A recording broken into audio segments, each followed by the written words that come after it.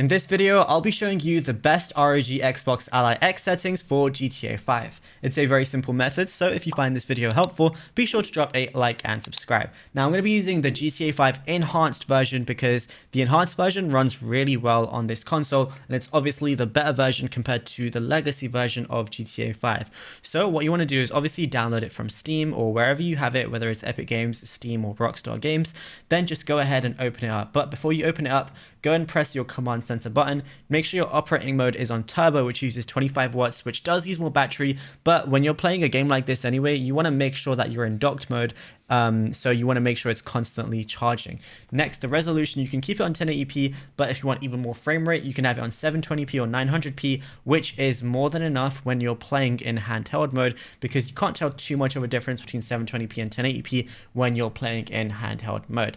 Now, the FPS limit can really just be dependent on the FPS you're trying to reach. I'm going to switch it to 90 just so you can see more of a difference. And if you're playing at 90 or 120 FPS, you want to make sure your refresh rate is 120 Hz. But if you have your FPS capped at 60, you can play at 60 Hz refresh rate. Now, the next thing you want to do after that is just go ahead and open up the game. Okay, so now I'm in the game, and as you can see, I'm getting a stable 60 FPS without any drops whatsoever. And, you know, I can literally just go back to my command center. FPS limit is on 60 right now. I can switch it to 90 or 120, and then I'll get even more FPS whenever I am gaming, which is obviously a very cool touch. And what you can also do is, you know, switch the FPS cap on GTA itself and change some graphic settings, because right now I'm on medium settings, which still looks really good on GTA 5 enhanced. But if you want to change it, what you got to do is just press the pause menu, go over to your settings, then just go over to display and graphics. So I'm going to be on graphics right now, my refresh rate,